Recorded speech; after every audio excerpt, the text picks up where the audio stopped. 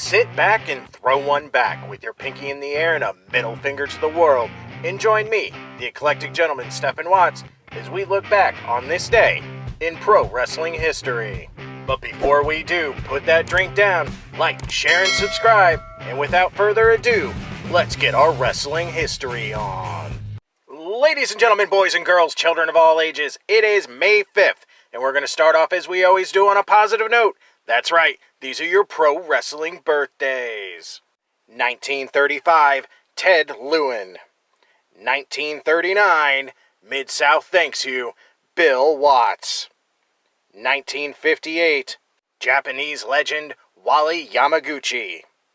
Going to another Japanese legend, 1961, Hiroshi Haas.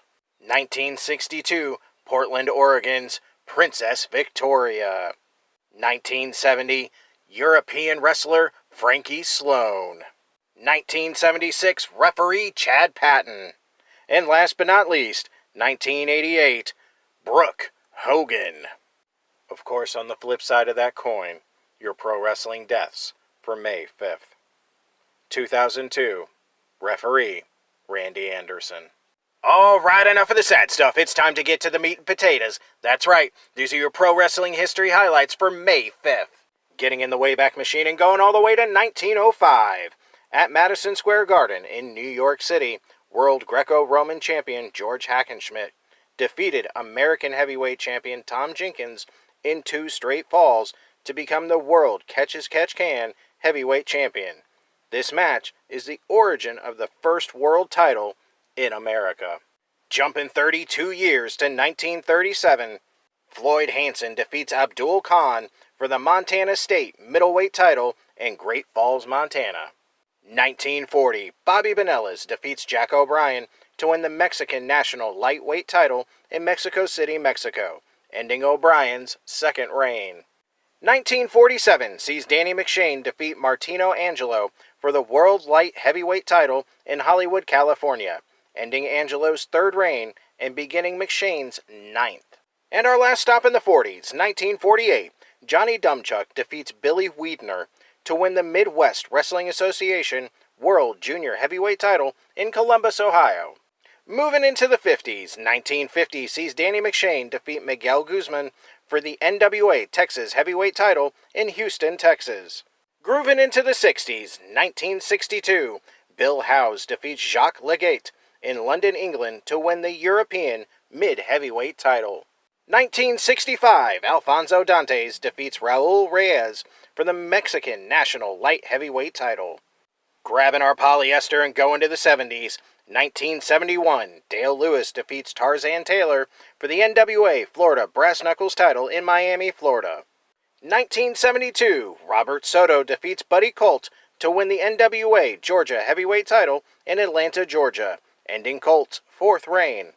1976 sees Dino Bravo and Mr. Wrestling defeat Gene and Ole Anderson to win the NWA World Tag Team titles in Raleigh, North Carolina, ending the Andersons' 3rd reign.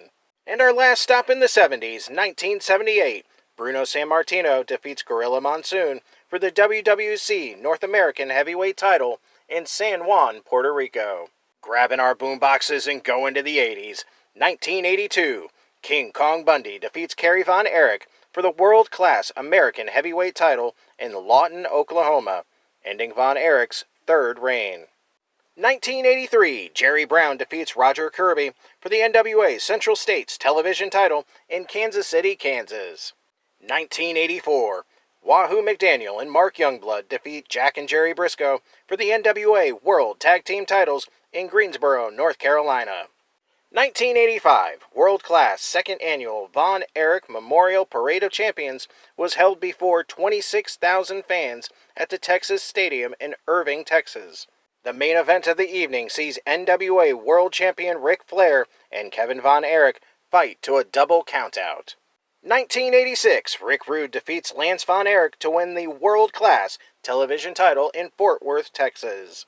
And our last stop in the 80s, 1988, Connect defeats Perro Aguayo for the UWA World Heavyweight title.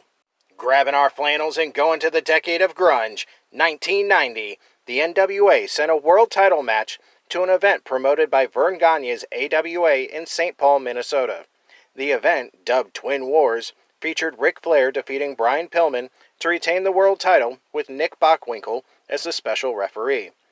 Bockwinkel also appeared as the referee for the AWA World Title bout, which saw Larry Zbyszko defeat Nikita Koloff. Staying in 1990, Jerry Lawler defeats Jimmy Valiant to win the USWA Unified World Heavyweight title in Memphis, Tennessee, ending Valiant's second reign and beginning Lawler's sixth of 5,675.